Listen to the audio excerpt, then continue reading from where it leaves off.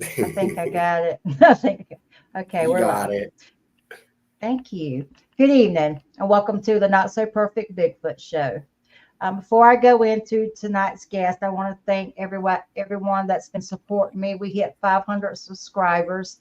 I would like to thank BFFG um, out of Florida Research. They've really stepped in and helped me out. Western Ohio Bigfoot, all the guys from Ohio have really stepped in and helped me out. Dirt Road Bigfoot. There's so many people that have really stepped in and helped me. We did hit the 500 mark, and I'd like to say thank you. I'll be out in the field this weekend, trying out some new gear. We're going to go up the Uwari, hike up to a mountain where there's been some, don't want to say hostile activity, but there's been some pretty aggressive activity up there, and we want to just jump in and see what's going to happen. I think we're going to do a blackout where we just go up and sit on the ridge in the darkness and see what's going to come out to us. Hey, Richard, and everyone else. I do want to give a shout out to Tara Stephanie. Tara has started a YouTube channel, and it's called the Sasquatch Podcast, and she's a researcher out of Ohio. If you guys would just take a minute, subscribe, tell her the Not So Perfect Bigfoot Show sent you. Let's show her some love. Those are some good people up in Ohio. It's called the Sasquatch Podcast, and it is Tara Stephanie. So tonight we have Richard. We got this before I went live. Blalack. It's David It's Blalack. fancy. Okay. I was looking at Richard from the BFFG. Okay. That's my buddy. David. Just say your name, sir. David Because I want. Blalack. All right. I got your bio down, sir. That's what happens when I go to a rant at the beginning of the show. But hey, That's all right. so David, you were born in California. You were born on the coast, but you grew up right down the road where the Patterson Gimlin film was documented at. And then in 2004, you went to Oregon. You moved to the state of Oregon. You lived there with your very lovely wife. I'd like to give a shout out to her and tell her thank you for giving you up for a while for us. Um, but then in 2019, you had something that happened to you. Would you like to go into that? Sure, we could start there. So in 2019, me and my wife and my sister, my sister had never been up in this area before, and me and my wife have elk hunted this area for like 15 years or something like that, 14 or 15 years. And we camped in a tent for a whole month, during the season and stuff, and never had anything happen. Never saw any tracks or heard anything that would make you wonder, or lead you to believe that you were hearing anything or whatever. But so in 2019, we decided to take my sister, who had been living in California. She'd come up to Oregon, and she wanted to go camp out with us to go elk hunting, just to kind of camp out. And so we got up there. It was a Thursday, and it's Thursday evening, and elk season started on Saturday morning. And so that gave us enough time to set up camp that evening. And so we had a truck camper on our truck. And so we took the camper off the truck and had it set up. And my sister was just going to sleep in her car. And she had two little dogs, and we had our little dog with us, a little min pin. And so that evening, I had a camera that I had set up for a couple months, a trail camera. And I said, hey, do you guys want me to go get my trail camera before it gets dark? And they said, okay. So I went up there and got my camera and came back. And we checked it out, and there was just elk and deer, nothing weird on it. And so the next morning we get up to go drive around and do some scouting and just look around, show my sister. And so the first night we were there, that Thursday night, after we checked the camera, we were sitting around and still kind of getting camp, like dialed in and stuff. And it was probably about 10 or 10:30 p.m. This is in the end of August when this happened. And so while we were setting up, just loud from up behind us on the mountain. And we're like in the road is down in the valley, and there's just ridges up on both sides of us. And my sister's like, well, I guess we're not alone camping. And I'm like, what do you mean? She goes, well, that bang that came up there. I'm like, Cindy, there's nobody up there. There's no roads. There's no trails. It's just woods. You know what I mean? It's not like a spot where somebody could set up a camp. I mean, you could if you backpacked or something like that. But anyway, so we kind of just, put that in the back of your mind and just kind of went with it. And so the next day we got up, went scouting, and where we were at, it's like an hour and a half up a gravel road to get where we're camping. And we're on the side of like just little pull out on the side of this gravel road. So it was like 12 miles up, 13 miles up this road. And you had to kind of go slow. It was real rough and stuff. But so the next morning we get up, go scouting, and saw elk and stuff, and just spent the day out driving around showing my sister, and she was like, man, this place is woolly, it's kind of scary. And I was like, yeah, wait till it gets, when it gets dark, it's like really you're kind of there, and you're by yourself, there's nobody else up there. And so that evening while we were sitting around, it was kind of the same thing. We're just kind of hanging out, and we had a lantern out, and I had been having my shotgun kind of just leaning, because we're in like thick bear country, and I had a bear tag and stuff. So, I mean, literally I could shoot a bear or a mountain lion. So I just had my gun out just for backup, but it was off to the side, it wasn't like we were throwing it around or anything. So the second night, it was kind of the same thing, like a big old, and like sounds of what sound like stumps being ripped apart, or Wow. trees, just like crashing sounds, but it was like from one area, like something was just being ripped apart. And I You kept were telling used you go were ahead. used to the forest sounds because you're an avid outdoorsman and hunter. Yes. And so I'm like, everything that's going on, I'm kind of writing off, just like, well, it's because at that time of the year, you have the flying termites and stuff that are flying around like really thick and stuff, like flying ants and stuff. And I was telling my sister, I'm like, well, it's probably bears ripping into stumps, getting the grubs and the flying termites and stuff. And so she's like, I don't know. And I was like, well, I don't either, but we're just going to assume it's that. Because like I said, we'd hunted up there for like 14 years and never had anything happen. That would make you wonder that it was not normal. And so here comes Saturday morning, and it's, opening season. So me and my wife go hunting by ourselves for the first part of the morning, come back, and my sister was like, she goes, I don't know what's up on that hill, like where the knocking was coming from and like that stump crashing sound was coming from. She goes, but whatever is up there, it was doing it the whole time you guys were gone. And I'm like, really? So because we came back to eat lunch and stuff. I'm like, well, that, it's probably bears, Cindy. It's probably just a bear up there. And she's like, okay. And so that afternoon, we decided to take her with us to go hunting. So we go driving. We're about 3 miles from camp or something. And driving up this road, and Dee Dee's driving, and I'm riding passenger, and my sister's in the back, and come around the corner, and here's this herd of elk. And usually elk are just kind of sprawled out, on a hillside or whatever, just kind of doing their own thing, feeding and stuff. And we come around this corner, and these elk were like in a circle, kind of going round and round, just like tight in a Wow. circle. And so, that I'm like, well, there's elk right there. And there was a bull, kind of a smaller bull, but a legal bull. And so I was like, oh, stop, babe, there's elk right there. And Cindy's like, really? My sister, and she's looking over, she's like, oh my goodness, because she never really saw the elk before. And so the bull just kind of streaks off by himself, and it's just kind of walking off. So me and my wife parked right there, and we got out of the truck and just kind of was going to do a big loop and try to get around on that bull. And about halfway through our hunt, we could hear the elk kind of moving off away from us. And the brush is really thick, like over your head and stuff.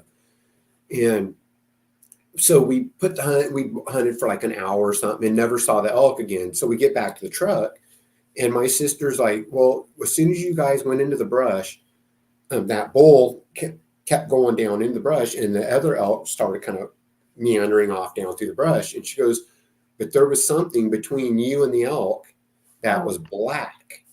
And she goes, it looked like a black mane, like a black mane. And she goes, and it was taller than the elk when they were leaving. And she goes, whatever it was went following the elk. And then she saw us two walking through the brush tracking through there. And so, and at the same time, when she saw that, she said it was like a 3 different knocks, like a triangulation around us. Well, we couldn't hear it because we're going through the brush, and it's like shh. And she said whatever it was like a triangulation of knocks around us. Wow.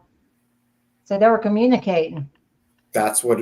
And I, looking back, I was like, well, it seems, this is just theory, like maybe they were hunting those same elk too, and they had them, they were around them. They had them kind of all grouped up together, and maybe we spoiled their hunt. When you were originally back at camp before you went out that day and you were hearing those popping sounds, what, as a hunter, what did you think they were? I personally thought it was I told her that it could be bull elk, like hitting their antlers together, because at that time they're rutting, they're rutting. And so over and over throughout the days that this happened, I kept saying, well, the only thing I could think of was that it was bull elk hitting heads together, crack, that crack sound. That's what I wrote it off as. And I still, the whole time I was, even though in the back of my mind, I'm like, well, that's kind of weird, So sounded strange. now, did it follow you guys into the woods? So on that hunt, that particular hunt, you mean?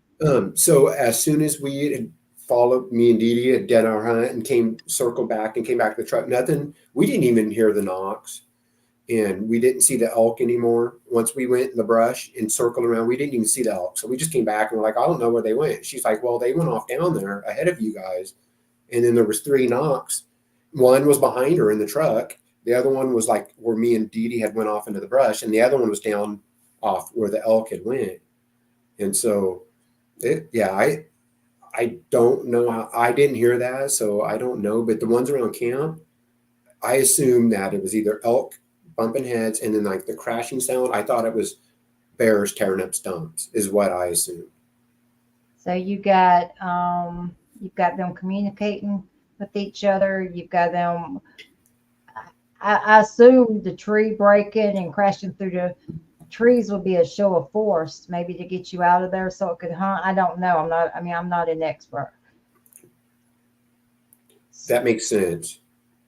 So what did you try to, when she told you it was black with a mane around it, in your mind, what did you think it was? I mean, did you think it was another elk? Do you think it was a bear? I mean, what popped in your mind when she was telling you that? I personally assumed that it was another bull, because the bulls around here, so there's 2 different types of elk. There's Rocky Mountain elk, and our elk here on the coast are Roosevelt elk, and they have a real thick black. The bulls especially have a thick back of from like their ears back down the top of their back. It's kind of real thick black. So I just like, well, there's probably another bull that was in that, like trying to get the cows. And I was thinking, well, maybe that's why all the cows were all circled up and the one bull was over here, was maybe that there was a bigger bull possibly that actually had the harem of cows. That's what I was thinking. So was it on 2 legs or on all 4s when it was coming? The brush is so tall, all she saw was just the black hair going through the brush.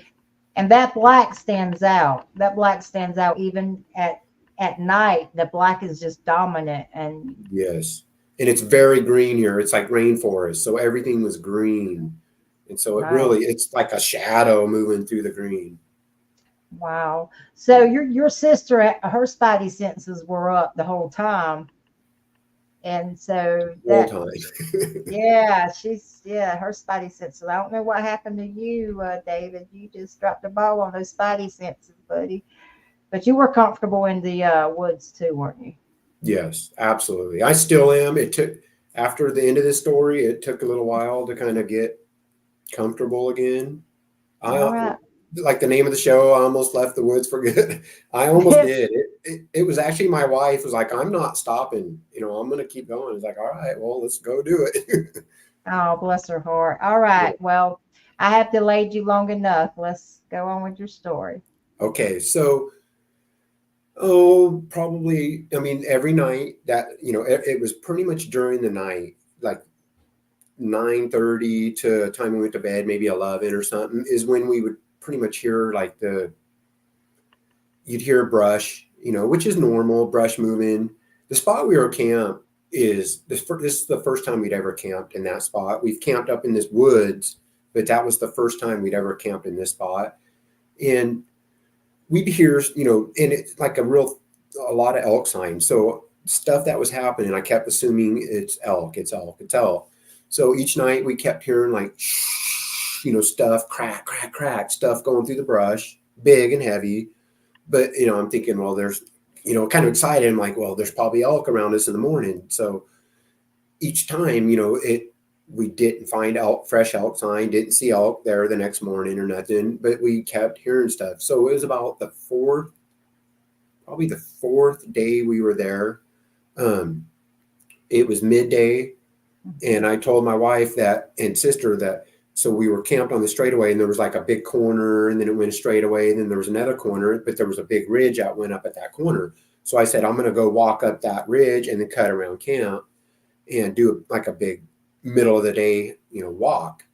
And so I got up there, and it was like really steep. We got up there, and I was doing some elk calls and stuff, and just sat there, and I didn't hear nothing. And I probably hunted for about 2 or 3 hours or something like that, and circled back and got back to camp. Well, my wife and my sister were all excited, and they're like, "Did you shoot something? Did you shoot something?" I'm like, "No, why?" And they're like, "Because we heard like an elk calling, like a bull calling, and then like crashing down through the brush towards them, and like a big, like they thought like a bull had tumbled and crashed."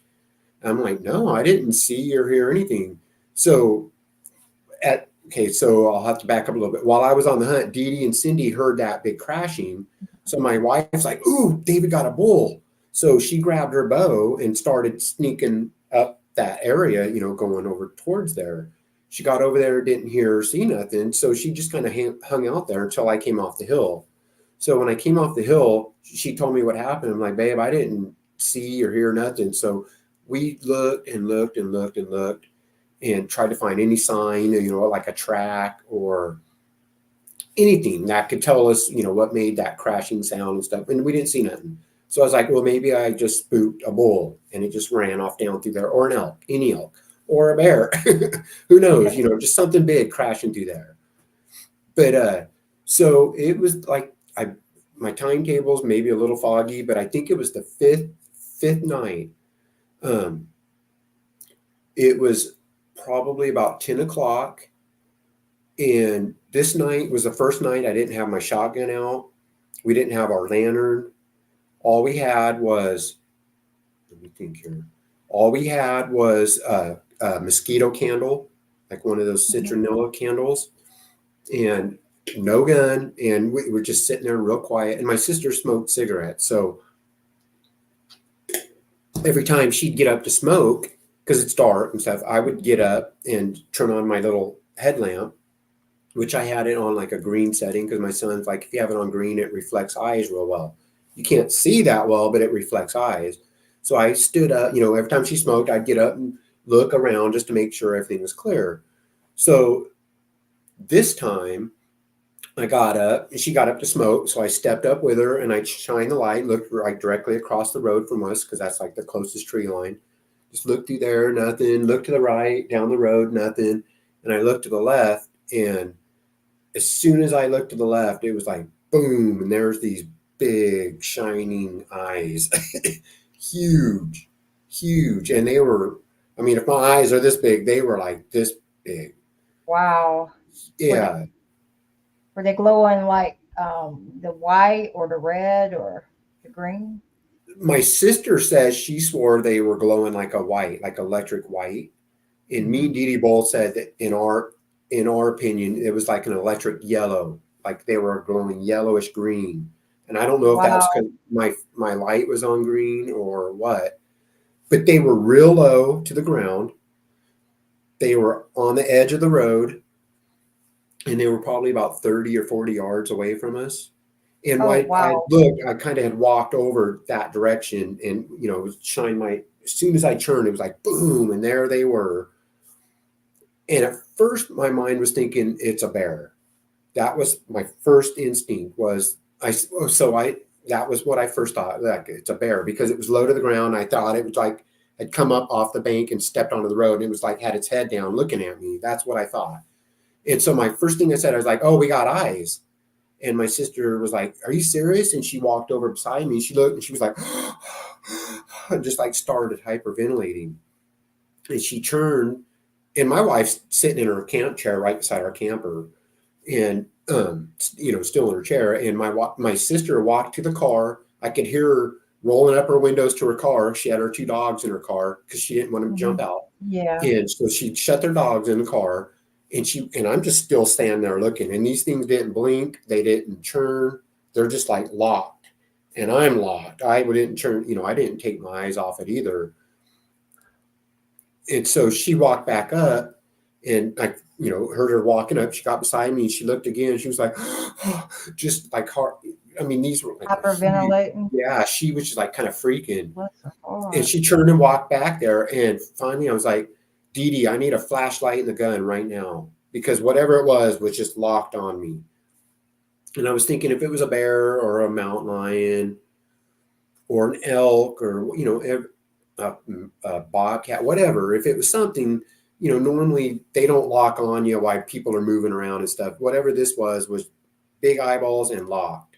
You were alpha male in your herd. Yeah, that's right. That's what I assumed too. That it was locked on me. Like when she was moving, you can tell like eye shine if it's churning. It didn't. It was just like just stuck right on me.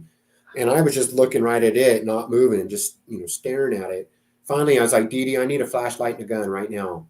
So I heard her, I'm still locked on it, and I heard her get up, and I could hear her in the camper, looking for the flashlight and the gun. And she comes walking up, and she touches my arm. She goes, here you go. And I literally, boom, like that, and grabbed back and hit the flashlight and had the gun up, and it was gone. I mean, literally that fast. It had to be a split second, because it wasn't like I, turned and watched for her to walk up. It was like, no, you were skilled, and you knew what you were doing when you were coming up. You were at a steady ready coming on up. Exactly. So and I didn't want to grab the shotgun, like by the trigger or nothing. It was loaded, but on safety. But yeah, so it was like, here you go, babe. And I just like grabbed it and hit the flashlight and turned, and it was gone. And like I said, I'm thinking bear at this moment in my mind. And so it was like gone. And I, shining the light down the road, because it's kind of a straightaway. And I'm thinking, at first I'm thinking, well, it's running down the road. So I'm looking, and it's like, no, it's nothing there.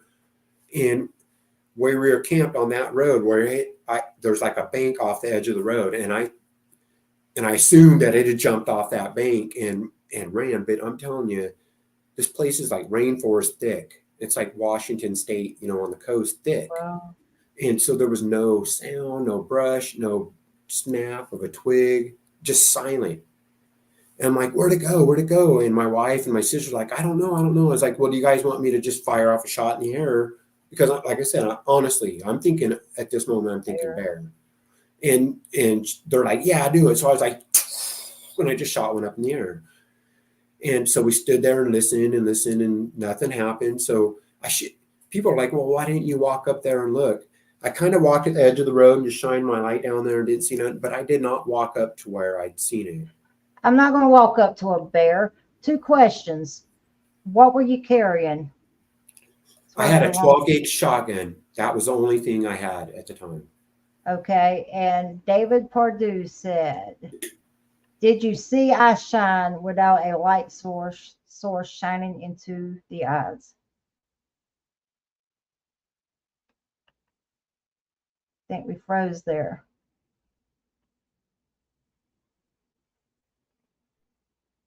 Let's give him a minute to come back.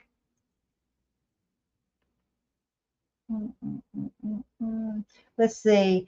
For everybody that jumped in till he gets his camera straightened out, if you would go to YouTube, look up the Sasquatch podcast. Tara Stephanie, please subscribe, help her out, and let's get her rolling. David Pardue said, did you see eye shine without a light source shining into the eyes? I didn't have the light off. I had my headlamp on. So the whole time we were there for the 9 days, we didn't see any type of eye shine without a light source. And those eye shines that night was the only ones we'd seen the 9 days we were there. And so I had my headlamp on green, so that's the only eye shine we saw was from that. Well, I'm not. It's easy for people to say, why didn't you go after the bear, especially another hunter? But I mean, that was 30 yards, and 30 yards is not a lot of ground to cover when you're a wild animal or Sasquatch checking, looking at it. I think he was checking you out because you were the alpha male of your herd. If anyone thinks different, please put it in the chat. But I think you were alpha male. He was sizing you up and seeing what you were made of. But I'm not an expert. I'm just Yeah. a And host. I agree with that. I feel the same way. And if I would have honestly, if I would have thought it was a Bigfoot, I would have not have asked for the gun. Honestly, I'm not going to flash a weapon just at seeing something like that. Mhm. But a bear or a mountain lion, I will. I'm going to, I'll stand my ground on them. And at night, it's probably not wise to go with a little, I did have my flashlight at the time once Dee Dee handed that to me, but I was just thinking if it's a bear, I just want it, I just want it to leave and leave us alone and stuff. And so we talked that night before we went to bed, and she was like, well, what if it comes back? My sister was like, what if it comes back? I said, if it comes back, then, you know, somebody's in trouble. We're all in trouble. The bear's in trouble or we're in trouble. But I was like, it doesn't make sense because I hunted and I've shot a lot of bears. I hope that doesn't offend anybody. But my dogs are barking. I'm sorry. That's fine. Doggies are family, just like Swamp Kitty. She takes out the camera sometimes. That's right. Did you get any activity after you discharged the firearm? Not that night. No, it was dead quiet that night. And we talked, and like I said, I told her if it comes back, we're probably going to be in trouble. I said the only thing that really gets me was that, like I said, I've shot a lot of bears and stuff, and I've seen a lot of bears right here at the house, and their eyes are like really close together. I mean, it's their snout and then their eyes sit right beside their snout. This thing didn't, was way wide apart. So that I kept telling them that's the only thing that threw me off was the eyes were so far apart. And they're like, but they were so close to the ground. I was like, yeah, that's the other thing is, even an elk, if it would have been an elk, they're not going to, elk are like, 6 foot at the shoulders. They're not going to have their head down, like a foot or two off the ground. Standing there, just deer, they would have to basically be laying their head on the ground. So none of that fit the natural paradigm, I guess. So as a hunter, you turn around, you see these eyes, you're gauging, you're trying to gauge the distance that is at. You're still trying to figure out what it is. You're trying to take eyes that wide and place it on an animal that you're familiar with, and at the same time you're gearing up to protect yourself. I mean, that's just hunter survival mode 101. And at the same time, that everything that happened up to that point makes sense. Absolutely. Wow. So the next Wow. morning, instead of going hunting right off the bat, we waited till daylight, and we all three walked up there, walked down the road to where that was. And there was like a little rotted stump that's like 2 or 3 foot off, 2 or 3 foot tall, right on the edge of the gravel road. And we all three agreed that it looked like whatever it was on the backside of that stump. And you could literally see, because this is like hard packed gravel. They do logging up there and stuff, so there's like hard packed gravel. You could see scuff marks where it looked like it pushed itself back off that road in the gravel, like it turned the gravel. And so Wow. that made us all like, well, that's where it was. It was definitely behind that stump. And so we started, at that time, I started thinking, this sounds more like a Bigfoot. And like it had been laying, because like I said, there was like a little drop off the road, and then it goes down, there's a flat. I think it was laying on that bank and had its upper body up on that road and was looking at us from behind that stump. That's what it added up to in my mind. I couldn't imagine you having your family there and you're trying to assess the situation, how fast it can cross the distance, protecting yourself and protecting what's behind you. Kind of sounds like your wife. She can take care of herself, and tell her I said hello, she by the way. she's a bad bud, I'm telling you. Yes. I could not imagine how you felt as a husband, a brother. I couldn't imagine that.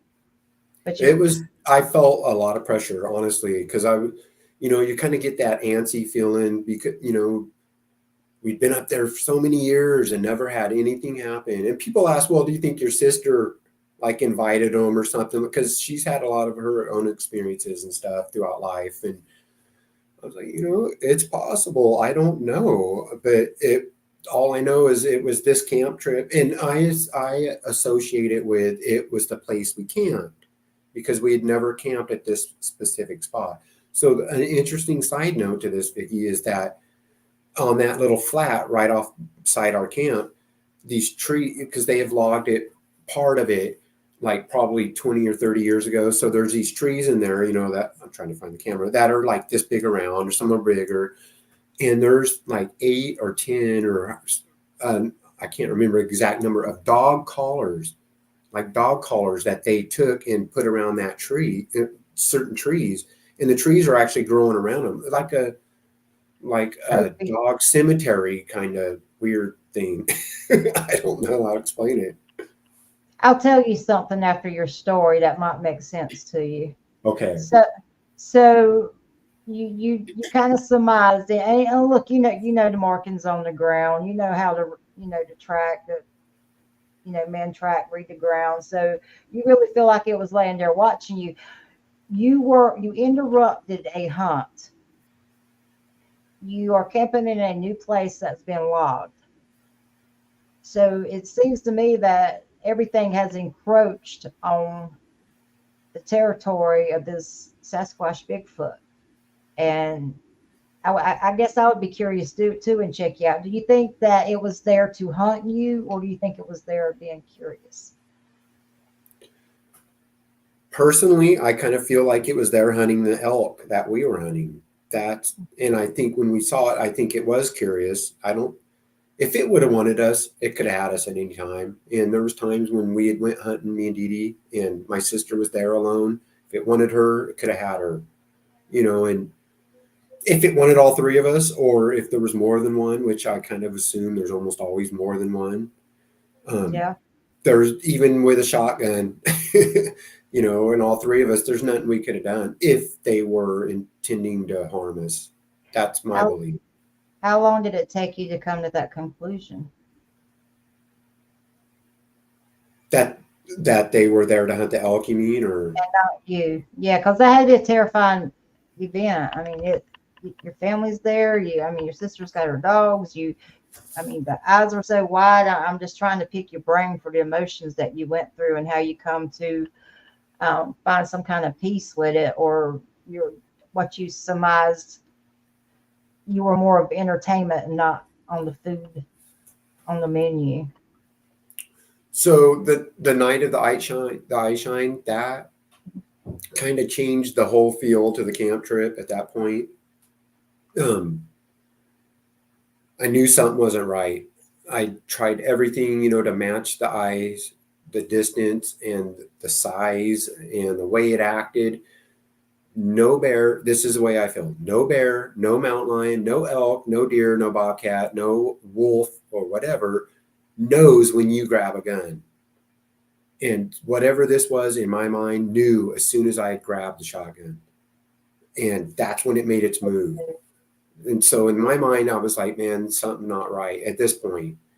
And so that night, me and Dee Dee talked, while we were going to bed and stuff. I was like, babe, there's something don't seem right about this. She goes, yeah, I know, something's not right. And I said, well, we'll just, keep our head on a swivel and pay attention. And so that next day when we checked that out, and it basically looked like 3 scuff marks, like if 3 toes or 3 claws or whatever, like 3 scuffs in that gravel.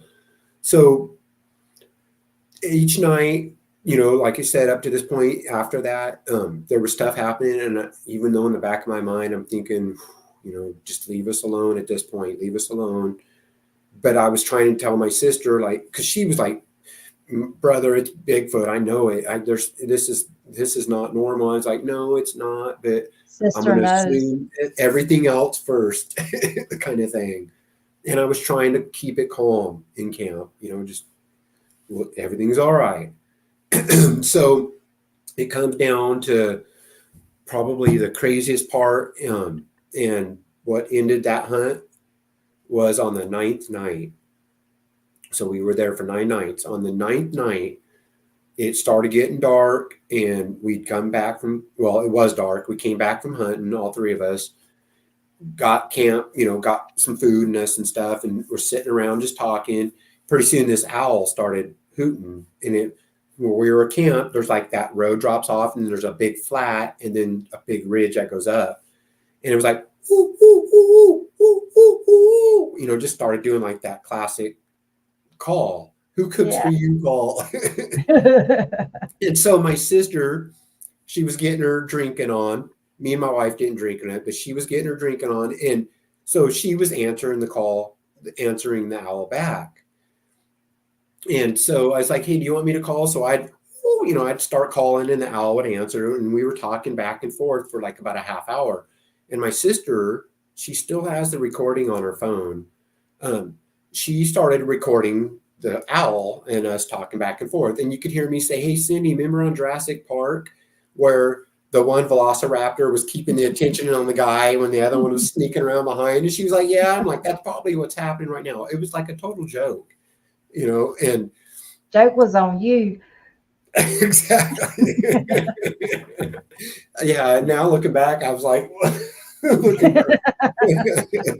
but Sorry. so, and I'd talk, and she was kind of drunk, and her owl calls were really bad. It was so funny because you could hear us laughing, me and my wife laughing on the recording and stuff. It was like, it sounded like just a dying. Sound like a little chihuahua, didn't it? Exactly. That got ran over. But so that went on for about a half hour, 45 minutes of the calling. And my wife was like, hey, babe, I want to go to bed. She would go to bed earlier than me. And we were getting up really early going all kind of stuff. So I was like, okay, so we had our min pin. I believe that. Yep. Yeah, David said they were talking to each other. I believe that. So about 10:30 or 10:45, my wife's like, babe, I think I want to go to bed. Let's, let the dog go to the bathroom, our dog. So I was like, okay. So we got her leashed up and we walked her down, right on the road where my sister was smoking and stuff. And my sister was still sitting over there talking, laughing to herself and talking back and forth to the owl. And our dog was really nervous. The owl. Ow. Exactly. So our dog was just, not going. And finally, Dee Dee was like, I think Cindy's making the dog nervous with her calling. So I was like, hey, Cindy, can you stop calling for a minute and we'll see if the dog can go to the bathroom? She's like, oh, okay. Of course, it's like classic. She turns off her recording on her phone because she stopped calling. I mean, this is classic. People are like, okay, but it's true. And so the dog still wouldn't go for like a couple more minutes. So I pick up the dog and we go walking back over to my sister, and we have our lantern and stuff out that night. So we walk over to my sister, and about that time, the owl does the call again. So we all three, I'm holding our dog, and all 3 of us are looking in that direction in the dark. And this time though, it goes like, ooh, ooh, ooh, ooh, ooh, ooh, and it like drops down in like an angry sound, like not a roar, then a grumble, like a rumble. Like a grumble. Instead of that like they do at the end, it changed to like this deeper sound, like a pissed like off gorilla. A mad owl. Is how we said. Yeah. I get it. And then immediately, and so this is across that flat, and there's a creek, and then there's like a ridge right there, and it was like directly across that flat. We're talking like 80 yards from our camp. It is classic. I agree. And so it went from like that owl sound to a coyote just to the left of that, like a coyote, yip, yip, like it was going to go into a howl, but it just went like, yip, yip. And then right off to the left of that, just this, just a roar. Holy I got smoke. goosebumps just thinking about it. You could hear the trees ringing and you could feel it in your chest. And so it was like owl, yip, yip, roar. And it just like quiet immediately. And all three of us, and I'm not too manly to say it. I literally at that point, just like it drew tears out of my eyes. Just this roar was so loud. We've had elk bugle, and they're 1,000-pound animal. We've had them bugle right in our ear, and this sound was so much louder. And I said, "What the is that?" I'm sorry, but I And did. It just jerked me, and we're all just stunned. And they're like, "I don't know, I don't know." I was like, "Get your stuff.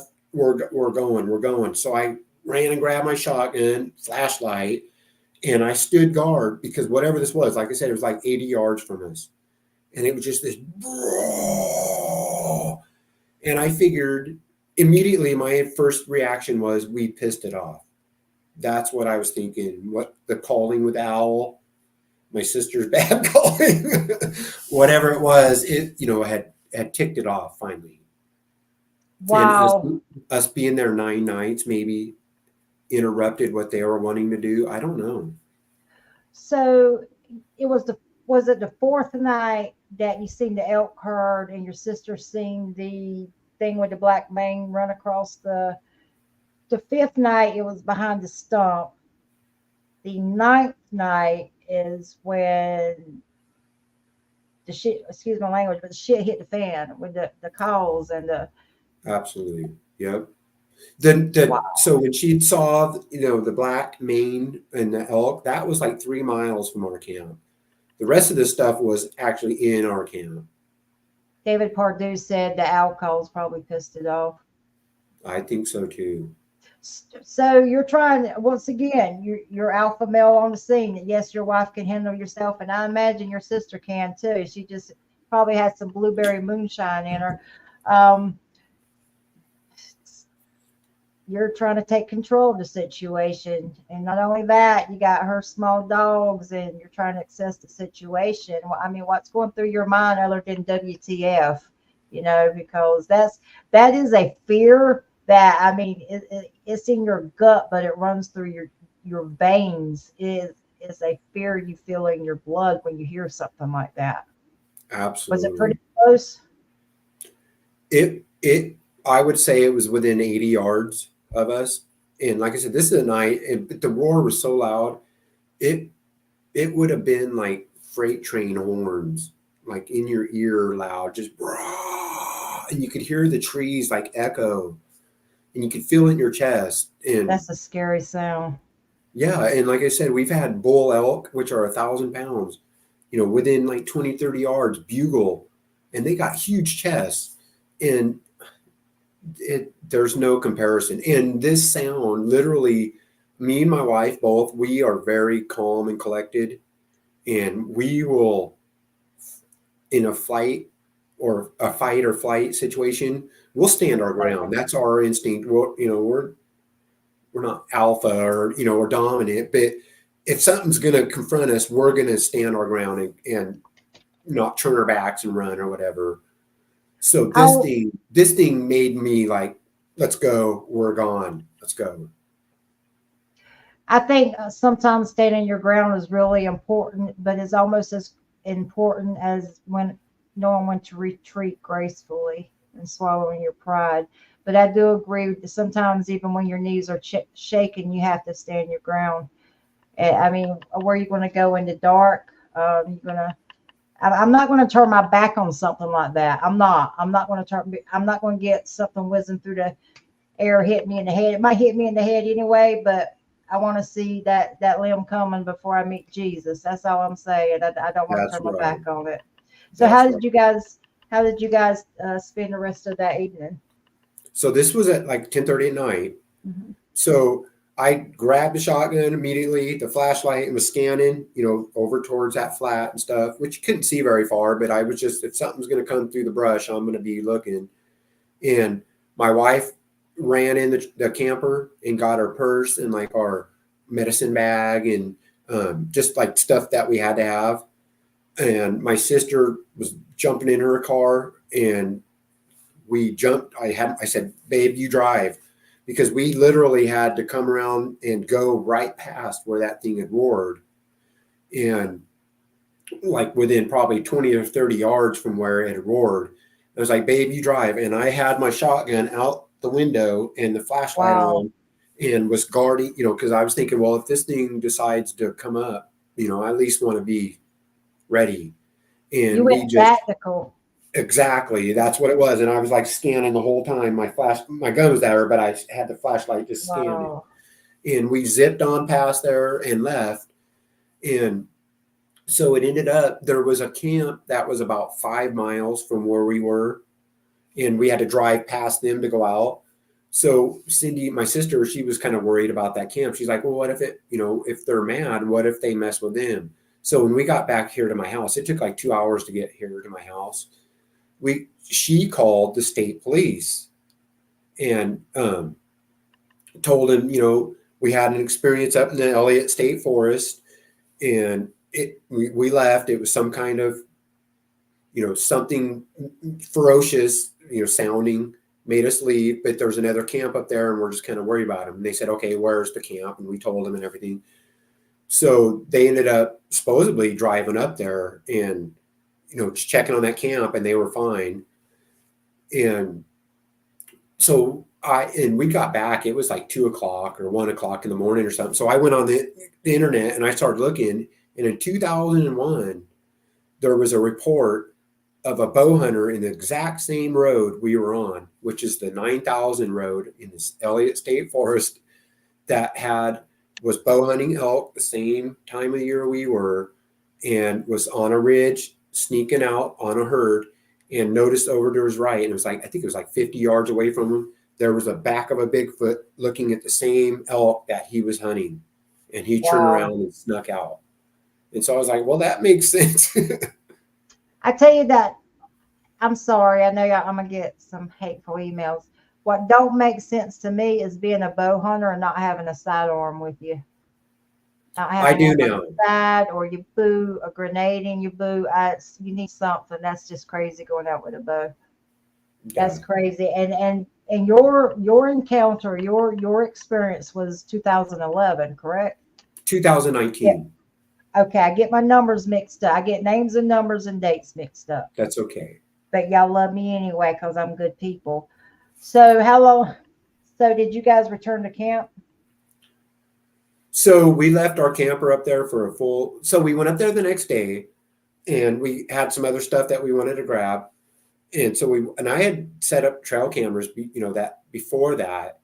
Let me think about this. No. So when we went back up there the next day, we got some stuff out of the camper, and I set up a trail camera on our camper because we were kind of thinking maybe we would return back up there to go hunting.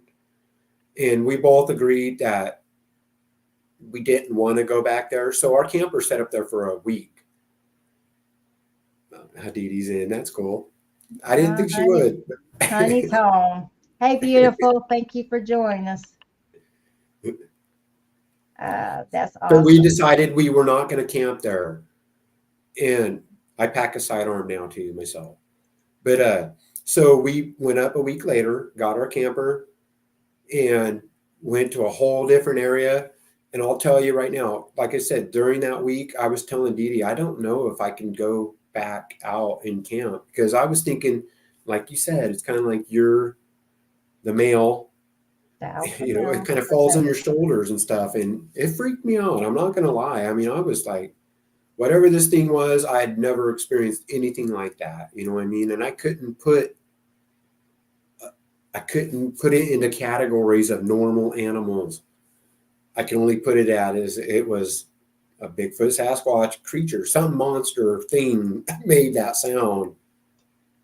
When you made a phone call to the law enforcement agency, did they say bear?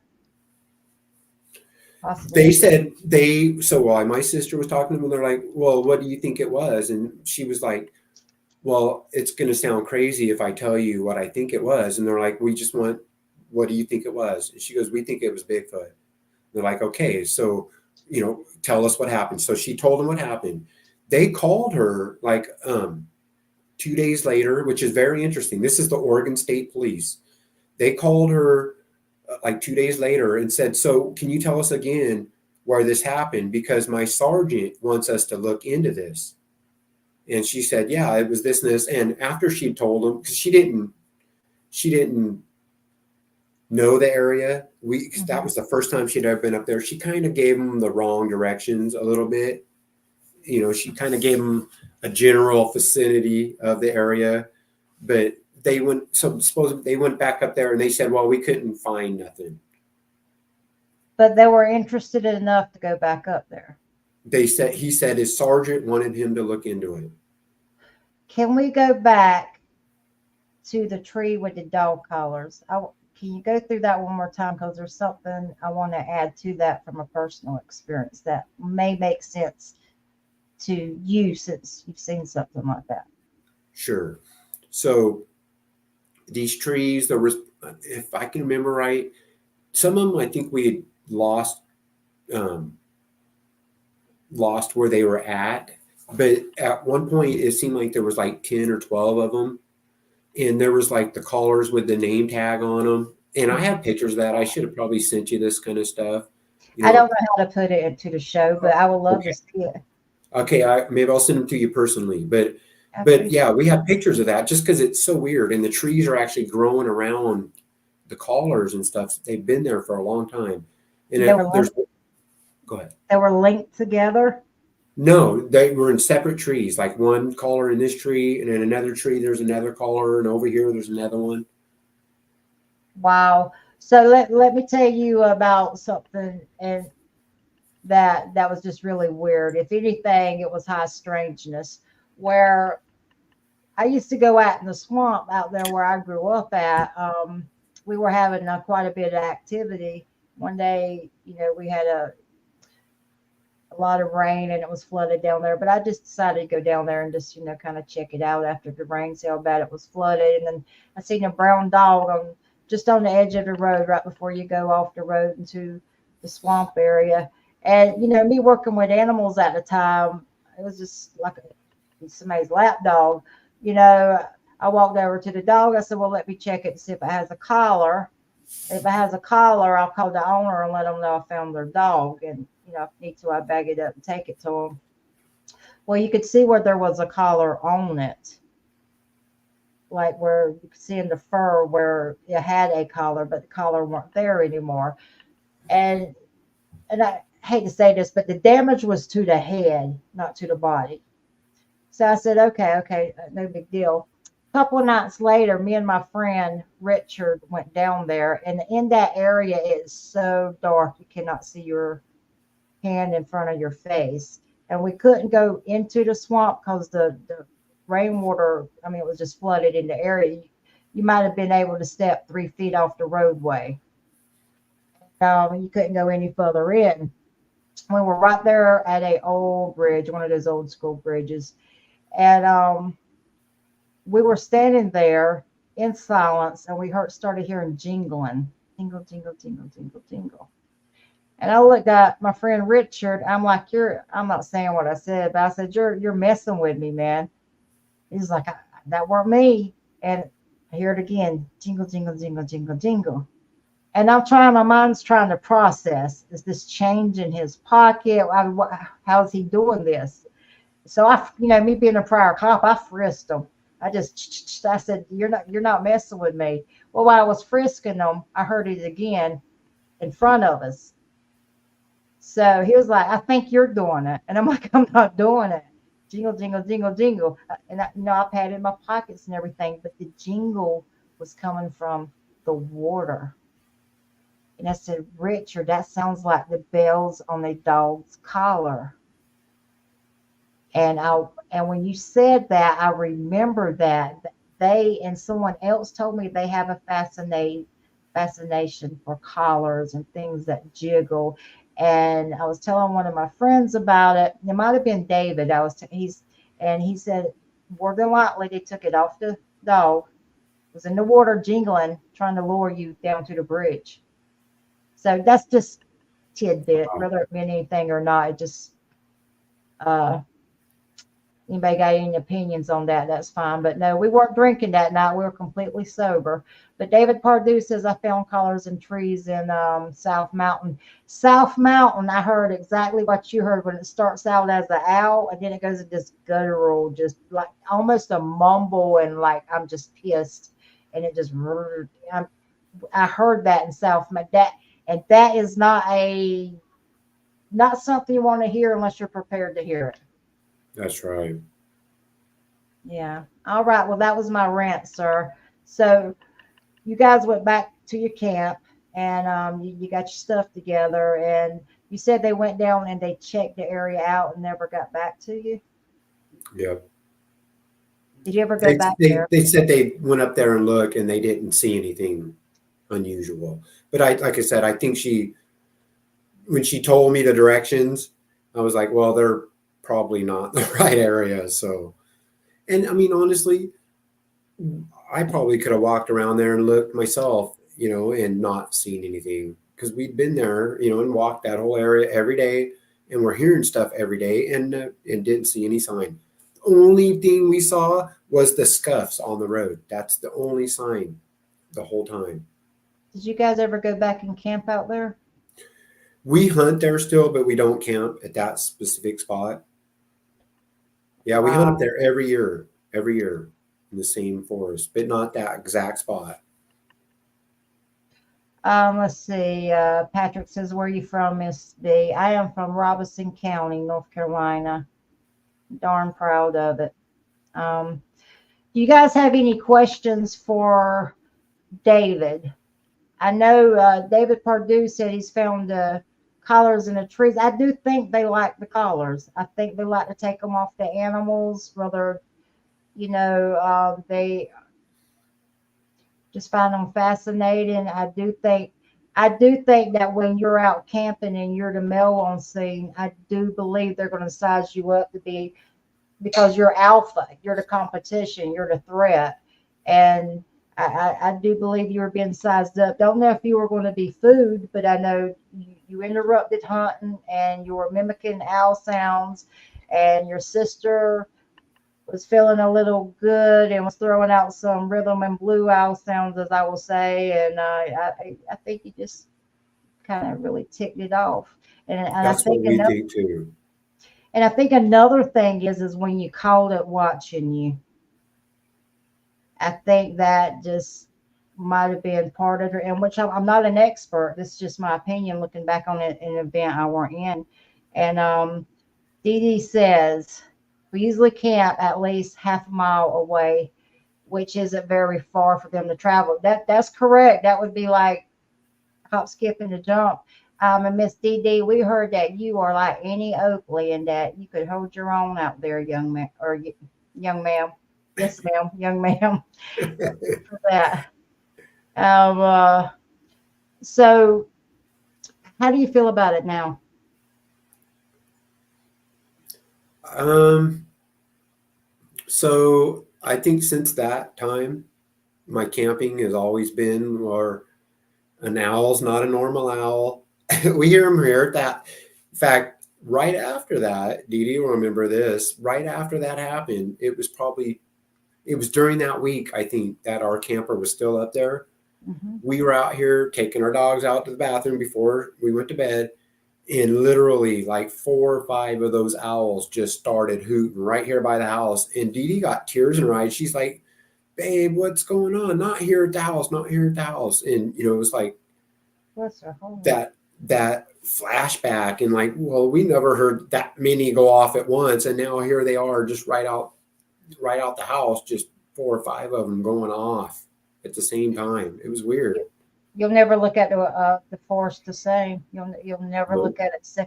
I can't believe Dee Dee didn't come in here and tell us her side of the story and join us, but that's okay. We understand, Dee Dee. We She's a understand. little more reclusive and stuff, but She's the brains of the family, correct? Absolutely. I could be the Okay. head. I could be the head of the family, but she's the shoulders that She, turn us. she, she's the beauty and the brains. Do you That's guys have right. do you guys have any questions for David? Anything that we did David do a mouth cluck? Is that what they mean? Is that what you talk about? I think so. You do that rather well. Did you practice that? I didn't practice it. I just learned it as a kid. I don't think I see any questions in here. So, where are you at now? Do you go out and you research? Do you actively go look for them, or oh, We Dee went Dee, I think out. you're always dolled up. Yeah, she's always beautiful. Have I ever been bluff charged? Only by bears. Wow, I don't know which would be more scarier. You Yeah. guys about the grizzly bears, aren't you? No, we don't actually. We don't have grizzlies right here. Um, they're a little Good. more north and east of us from here, but we have huge black bears. But yeah, I've had like cubs up in trees right next to me, and before you realize it, and there's a cub up in the tree, then you have mama going ba ba ba ba ba ba ba ba ba ba ba ba ba, doing like this ba ba ba sound, like crash, crash, crash. I'm like, easy, mama, easy, mama, easy, mama, and she'll turn, and you can kind of hear her walking off, and then ba ba ba ba ba ba, here she comes again, and I'm kind of backing out like Ah, easy. yeah. You don't want to Yeah. make mama mad. Mm-mm. Do you actively research now? We have went out, so I'm not a researcher. Yeah, I that's don't. fine. If you're like me, you go out for because you're curious. Yeah, we go out for fun. Me and my sister and my wife, we went out and done a lot of calling, and we've had a lot of responses. We've had a lot of stuff that if you documented it, you know, it would be legit Mhm. stuff, I guess. But basically, we just go out and we'll go somewhere and just sit and talk like normal, you know, just hang out. Might do a call or something, might bang tree here and there, you know, here and there. But we have a lot of activity right here at the house. We haven't had any for a while, but we've heard whistles, knocks. The So, owls. yeah, yep, right here at our house. We are backed up to miles of woods right here at our house. Wow. You were going into, you guys were outside and you started hearing the owl calls, and Dee Dee brought it up to you. Where did that go? How long did that last? What was the activity around your house? That night, it was really interesting because she was like, "I'm going in," and so she took the dog and went in the house. Somebody's coming in. Come on in, man. Welcome, Dee Dee. All right. That is awesome. Hello, beautiful. All right. She has I brought had some. I had to doll up a little bit. You're always a die. You are always a die. Come on, Dee Dee. Let's talk about what's going on. You guys thank Dee Dee for coming Here, on. switch She's it. awesome. Well, then you're not on there. You're fine. I'll move the camera. Thank you, Dee Dee. So let's go back to camping. That week of camping, you guys were out there. How did it go for you, Dee Dee? The When you camping knew, part? yes, when you turn around and he says, "Honey, get the gun." That well, you need The the night actual when I time. said, like, yeah, babe, I need the gun. Oh, the eye shine. Mm-hmm. Oh yeah, that was it was really put me on the spot. Just what did you It feel? was just your mind is racing the whole time. David and I have been through a lot of times when it's like fight or flight, and Yeah. we're like fighters. We don't do the flight too much. We'll do whatever we need to have done, and so that's what my mind was saying right off the bat was the gun and flashlight, and so I knew exactly where they were because it keeps them in the same place just for consistency in needing them. So I'm racing into the camper, and and trying to climb up on the bed, up above to get it, and with a dog, a little dog. And so racing out there, and I'm trying to, I'm handing it off. Here you go, babe. And as soon as he did that, he took his eyes for a split second off of the eye shine, and he lost him, as far as that was, it was sad, because, he had to lose the eyesight, but, or he was just running because David has the gun now, But you had you had his back. That is like teamwork 101. Your new nickname with me is Stand Your Ground DD. From now on, Stand Your Ground DD. But I'm sorry, go ahead. Well, yeah, I know it's like that with us. It is. It's and true. He has to be. She's badass. Girl. You definitely have to be, when you're out in those situations. And we hunt together for, we've been out together almost 30 years and hunted every one of them together. So you got to have somebody out there that will be back. So how do you feel about Bigfoot, Sasquatch? Or do you think the flesh and blood? Do you think that you were going to be food that night? Oh, I know. Yeah, I'm a knower. I know her. But There do you think you it's go. flesh and blood, or do you think it's? Oh, yeah. You do? Oh, absolutely. It's real. Do you think you were on the menu that night? I think he just got mad. I think he just, irritated. And I think he was hunting just like we were. They have to eat too. That's a good way to look at it, DD. We were in his area. I want to take him for too long. Go ahead. Yeah, 9 days, and it took that long for you guys to basically get on his nerves. That also tells you the patience they can have. Yeah, but I just like the fact you guys just like, Dee Dee, give me the gun, baby. I got it, babe. We got this. But when you grabbed that gun, it knew what a gun was because it says time to go. For time sure. to go. I want to say something. When I reached out to him about coming on the show, and we were going a little bit in his history, his expression and love for you being his life partner and his wife over those years just come right through that conversation.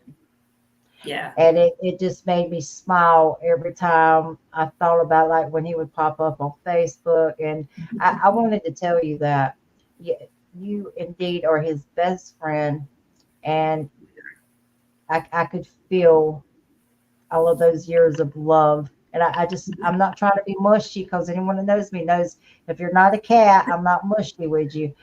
But I wanted to say that. And I want to say thank you for. It's true, though. That's awesome. Yeah. A couple that Bigfoots together stays together. I need to get you guys matching T-shirts.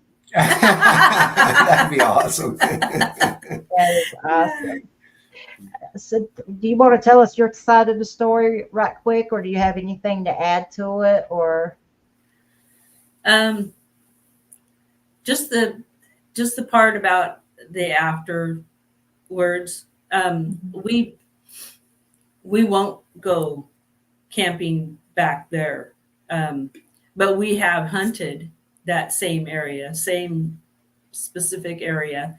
We've taken people up there and showed them, the area and stuff, and it really doesn't look like Bigfooty, Looks like every square inch of the same area. It just doesn't look anything special. It's not really old growth where you would think that they would just be in those mossy trees and everything else, which we have a lot of around here.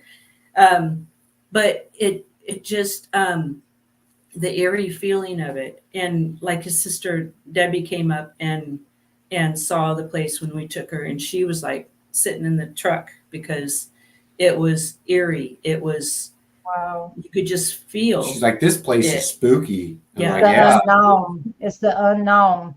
Yeah. It's what you can't see beyond the campfire or behind, Yep. 3 feet in front of you. It's what you can't prepare for.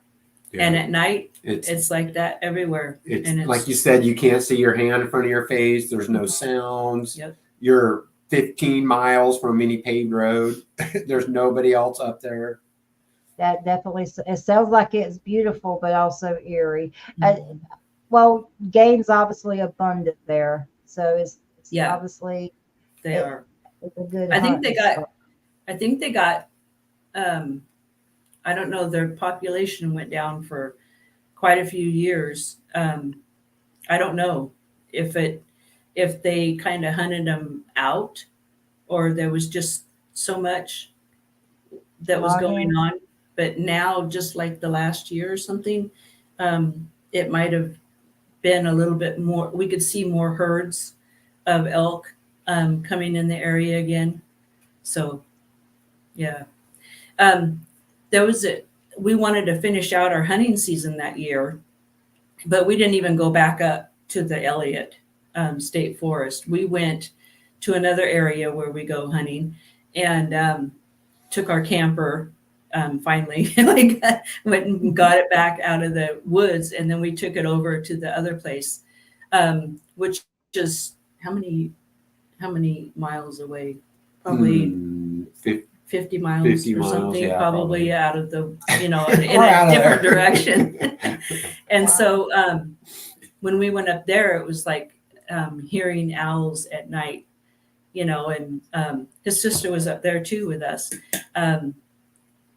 when we went up there, and it was just really eerie, but we stuck it out and worked through it, but there was some sleepless nights, definitely. It was like cold sweat for me personally, like what you're talking about, Vicky, where, like being the male. The first night, I mean, like I said, when it first happened and we left our camper, the roar and everything, I was telling her, I was like, man, I don't know, babe. I don't know if I can go back out there. I don't know. She was like, I'm going back hunting. Like, all right, well, I guess I'm we're not going. gonna let him stop me. But that first night when we went to that new spot and she finally went to sleep, I could hear her breathing heavy and I knew she went to sleep. I was laying there kind of like in a cold sweat, like just leave us alone, just leave us alone, leave us alone. Praying. Yeah, I was. Yeah. I literally prayed myself to sleep that first night, just leave us alone. Yep. I can understand that. So, Dee Dee, when you say stand your ground, do you stand your ground because you're confident of your abilities, you're confident of the man standing beside you, or it was just bred in you, or all three? Well, I know ultimately God's got her back, so there's that. And if it's my time, then it's my time and I'm going to heaven. So I got that. But, That's awesome. And God gave me David as my back, having my back. So Shucks, stop there's, yeah, I mean, it. I love it. it's Go like ahead.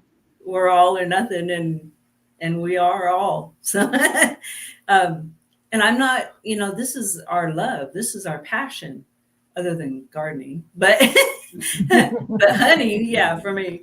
But hunting is something that we just It's a so skill. much enjoy, especially together, and to take that away, and this is God's earth, and so he can take care of us and anywhere we are. So I agree with you. I'm not gonna let a Bigfoot stop me. She's got her own skills. Don't let her. Got skills. She I got can defend skills. myself. Yes. She's a pistol packing mama. She's got a few pew-pews in that house, sir. Just a few. Catherine says, I may have missed it, but have you guys seen orbs? I guess she means around the activities. We have We've seen stuff. lights. Yeah. Oh, we didn't go Up into in that Elliott. stuff. Yeah. We were camping up there. We were scouting up there, and it was like another year.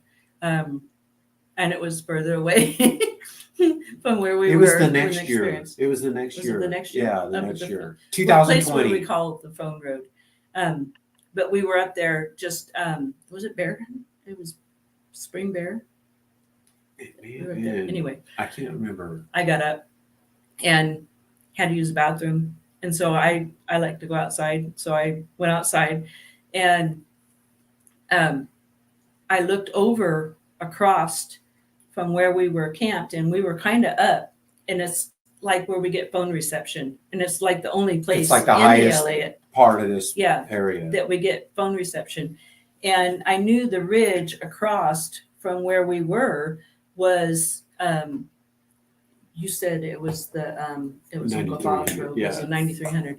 And we saw red orbs, and they were like across the ridge line, Multiple of them that are across there. And They I said, look "Man, like you gotta come out and campfires. watch this." At first, remember, we thought they looked like campfires. Yeah, they look like campfires because they were red, and just real bright. But It just Wow. scattered all alongside that ridge. across the ridge.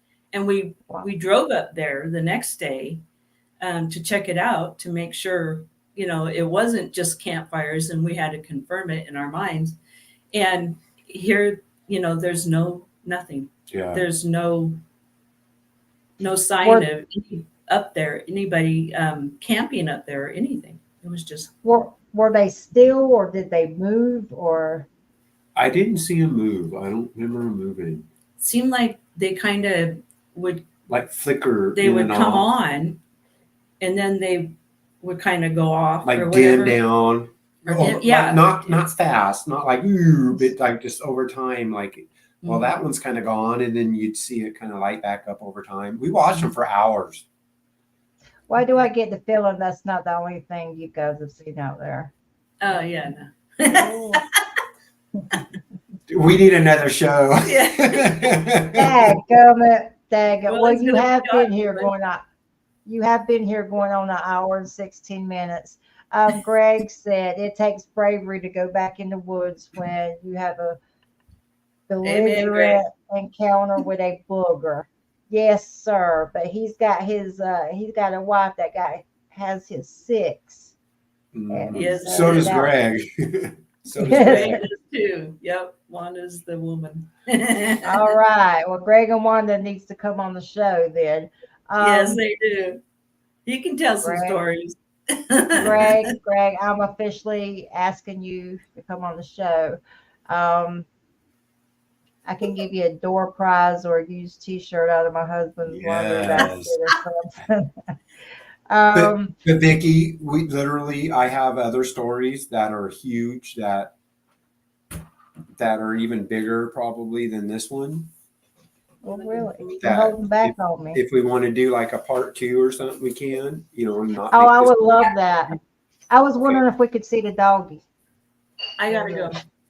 Bye, Didi. Bye. Thank you so much. I gotta go rinse out some hair. She's got granddaughter duties. Also, congratulations on your 6th grandchild. Laura asked if there was any dogmen seen. If what? Laura asked, was there any boogers or pushovers? Oh, Bear, stop it. Laura said, did you see any dogmen? I have no. I would love to, but I'll tell you this, like a quick side thing. My niece saw what she called a werewolf coming home from work near Redding, California. She was coming home from work at night in a Jeep and was slowing down, and you had to take this turn. She looks over, and their Jeep was like really lifted and stuff, really tall. And she was probably 20 at the time or something like that, 21. And she said when she looked over, there was this werewolf, is how she said it, werewolf, on all 4s looking at her. And when she noticed it, it stood up on 2 legs and started cutting the corner like it was going to catch her. Oh, And she was so scared looking at it. It was a stick shift. She was missing her gears in her Jeep. And she finally caught her gear. And when she turned back and looked, it was gone. She goes, if it would have wanted me, It would have had me. And she said it was on all fours. It was as tall as her Jeep, is what she said. And she moved. She now lives in Australia, and she moved to Australia because of that. Can you imagine having to tell someone you've seen a Bigfoot, much less a dogman or a werewolf, or just there's no one to tell? I mean, my sister laughed at her at first, and it crushed her. Oh. You know, and my sister's like, I didn't mean to laugh at her, like making fun of her, like she was lying. It was just so extreme that was her reaction. So my niece called me, and I said, tell me what happened. And she told me, and she's like, Uncle David, I'm not lying. I'm not lying. I said, no, I know you're not. You saw what you saw. And she literally right now lives in Australia because of that. Wow.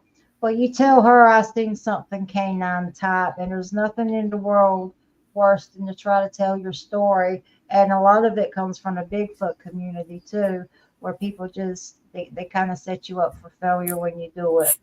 Michael says, I was hoping some of the weirdness might be attracted to David and Dee Dee when we were out at LBL. That's why I went with them Saturday night. Nothing much happened, but it was great to hang out with them both.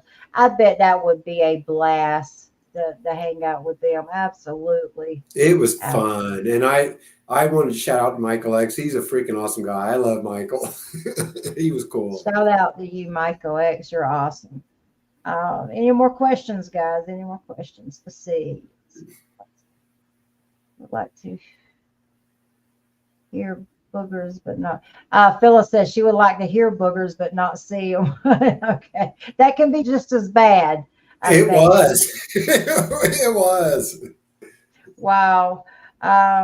Greg says he's been living around boogers for the last 24 years. That's how I've had so many encounters. I got to hit you up. I got a couple of slots open, Greg. Greg is literally, man, he's like a treasure trove of information. Seriously. Yep.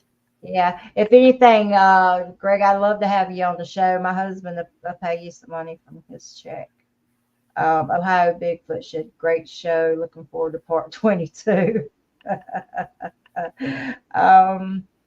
So let's see. I think we have run out of questions, and Michael says right back at you, David. Nice, Michael. So at the end, is there anything else you want to hit on? I think as far as like this 2019, that's pretty much covering it all. And so, you know, I don't know if there's details I've left out. You know, it's what's funny is like it's not like you're trying to do a memory of like a story that you heard. Mm-hmm. It's the story that you lived. And but you know, I don't know if I've left out information or not, but there you go. Yeah, Woodwalkers. We will put that up there. Support. We support other podcasts. It says, I don't know. Ask Greg how it was hearing the one screaming at the guy, River in the motorcycle. That wasn't that far away from Greg. I imagine that was a heck of an incident. So once again, at the end of the show, I always ask if you want to pay tribute. If you have someone on your mind, think of someone. I want to give a shout out to a few people. Like I said at the beginning of the show, I was able to hit 500 in subscriptions, and that come from a little bit of everybody. BFFG, Dirt Road Bigfoot, Old Bear's Den, Sasquatch Brigade gave us a shout out. All the researchers from Ohio have always just stood up and just went to bat for me. And I love on Western Ohio, Bigfoot Research, Dirt Road Bigfoot. Tomorrow, if you guys got time, check out Dirt Road Bigfoot. Dirt Road Bigfoot. He's having Tony Green on from Georgia. You guys will love Tony. That's going to be a good show. Tony is boots on the ground. I want to thank everybody that jumped in the chat. I want to thank everybody that has supported the show, my husband included. Even when he's out selling insurance or something, He always plugs my show. And I would like to say thank you for hitting that milestone. So at the end of each show, David, time to pay tribute to someone. Do you have someone in mind? I would like to thank my niece, Layla. I know she's watching this and she watches every show. She'll probably give you 100 views. And I want to thank everybody in chat. I want to thank you, Vicki, for having me on. It's been a pleasure and an honor. As I said before, I'm not a researcher. I'm nobody in the world of Bigfoot, but just had experiences. I want to thank everybody in chat. You're all family. I see all the names that are familiar, and I ask that you support Vicki and the Not So Perfect Bigfoot show. She's awesome, and it's been really fun. And I was really nervous, but you guys make me feel home. And I think my sister Debbie might be watching too. I'm not sure, but if she is, hi sister, I love you. And so pretty much that's it. Shout out to River and Billy and Greg and Pat and Phyllis and Joe. I see you're on there. Jeremiah, everybody in chat. I'm sorry if I missed names. Bobby, I see you too. I love you, sis.